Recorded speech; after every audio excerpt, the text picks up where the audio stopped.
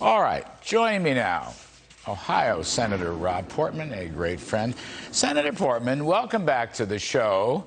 I want to start with these new EPA water regs, which go back to the EPA NEPA permitting regs, which are making hash of your infrastructure bill, which I'm going to argue, I want to get your take. I mean, this stuff is so crazy, they won't allow anything. Highways, roads, bridges, energy, fossil fuels, they won't even, renewables, they won't even allow renewables. You tell me, what do you think about this? Well, I think you're spot on in terms of the impact on inflation. And I'm glad to hear you say earlier that done right, infrastructure actually is counter-inflationary, which it absolutely is. It makes us more productive as a society. An example would be the bottleneck in Ohio with one huge bridge that we've been talking about for 30 years. It's going to get fixed under this bill. That'll help the economy, therefore help with regard to inflation. But the same is true with the permitting, whether it's an energy project or whether it's an agricultural project or just development in general. So what's happening right now is, on the one hand, the president is saying that inflation is too high, so we're going to make some changes to be counter-inflationary, and yet they're putting out policies that are going to add to higher inflation. And that is because the supply side is going to be diminished at a time when we should be doing all we can do to expand supply so that demand can catch up to it. So I think you're right, and unfortunately, this is the direction the administration is going on a number of fronts. Well, you know, sir, I put it in because I wanted you to be happy. That's why I put it in.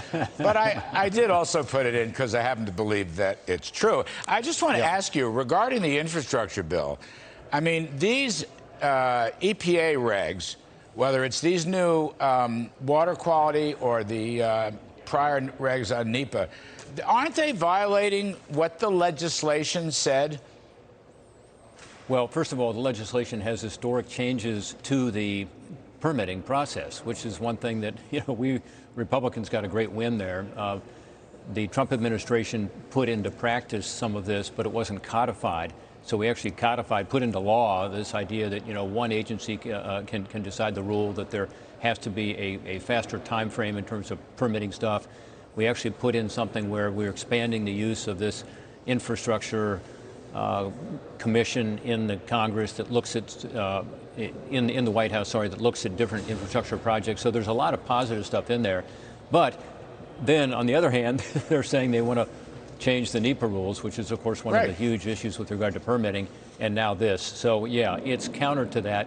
I would still argue that by law, we have put in stuff that they cannot counteract in terms of the actual roads and bridges and those sorts of things. But yeah, we're in a constant, as you can imagine, a constant discussion with them. We had a meeting with Secretary Buttigieg about a month ago, those of us who were involved in the infrastructure bill, and basically said this is, what you're talking about doing is counter to what the legislative intent is and what the actual statutory language says. Yeah, well, does he care? I mean, he's the guy that went out there and said roads are racist. I mean, he doesn't want to build any roads. He doesn't want to build any highways. The irony to me is, I want to move on to China trade, but the irony to me in all this, Senator Portman, is that all this radical ideology, what is it, holistic something or other, which is a bizarre statement in a federal regulation. But this will stop renewables. Renewable projects would never meet the tests or would never happen inside of 8 or 10 years, right? And this is not only is this, states, counties, tribes, this is trial lawyers also, meaning no disrespect to our great trial lawyers, but they will have a field day on this, holding up everything. Yeah, no, it's so true. And when you look at what's happening in terms of energy, when the administration came in, they did a number of things to stifle fossil fuel production. We all know that. It was the Keystone XL pipeline. It was, no new exploration on federal lands or waters. And just in general, an anti-fossil fuel philosophy. This is broader than that. This is about the Clean Water Act and basically saying, yes, but states, you can stop things not because of clean water, but rather you can take a holistic approach, which I suppose means, taking into account other factors like climate change. So, I mean, that's going to be a big change, and it will hurt with regard to all kinds of energy projects. By the way, solar and wind permitting is a big issue out there. It's hard to get them permitted. So it's counter even to what they're trying to do in terms of more green energy. So it's inflationary, and it is counter even to some of the things that they say they want to get done. Holistic, by the way, includes mental. I just want to put that. We looked it up, but let's not go there, at least on this segment. I want to turn to China. There is apparently a debate inside the Biden administration about whether to pull back on any and all of the China tariffs. You were a co-signer of a bipartisan letter, if I'm not mistaken, suggesting that would not be a good idea. I was delighted to see your name on that list. Could you tell us about that? Where do you think the Bidens are going to go? And is this the time, in national security terms, certainly, or economic terms, is this the time to start pulling back on the successful Trump tariffs? Well, first of all, there is a Section 301 report that was issued by the previous administration that lays out in detail what China does, which is not fair in terms of subsidizing their products or selling them below their costs. And therefore, this trade sanction was put into place. So it's based on a carefully thought out report, which I don't think anybody particularly disagrees with, that China is not playing by the rules. And so until they do, you have a tariff put in place.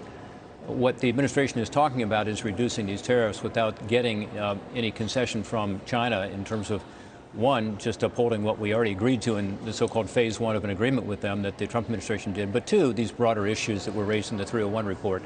So I think it's a mistake, and that's why I co-signed the letter. I do believe there should be an exclusion policy. And so I may differ with some people on that, but in other words, if you're a company in America, let's say, you're bringing something in from China that is a relatively small part of your production maybe, but essential, and it's not made in America and you can't get it elsewhere, that there should be a process to look at that. The Trump administration put such an exclusion policy in place, and some companies were given an exclusion from the tariffs. So I think that's appropriate. That's been stopped as well. So there's neither an exclusion policy nor is there a decision as to whether to keep the tariffs in place or not. I think the tariffs should stay, but there should be a way, logically, reasonably, to look at appropriate exclusions. Does that make sense, Larry? Yeah, it does. Here's my only issue on this, Senator.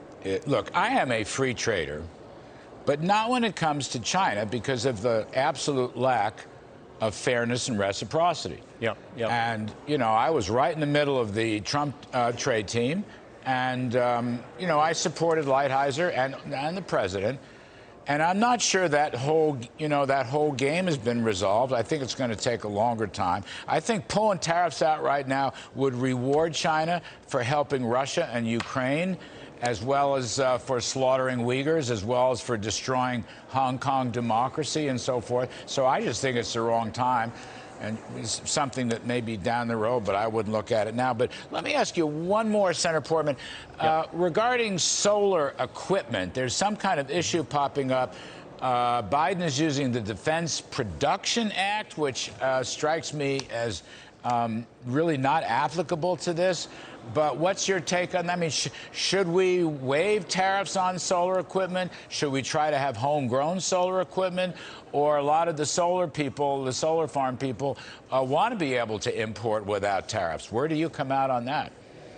Well, it's a very complicated issue, but bottom line for me is we do not want our economy to be once again dependent on China for something. And right now, that's where it's headed, and that's with regard to solar panels.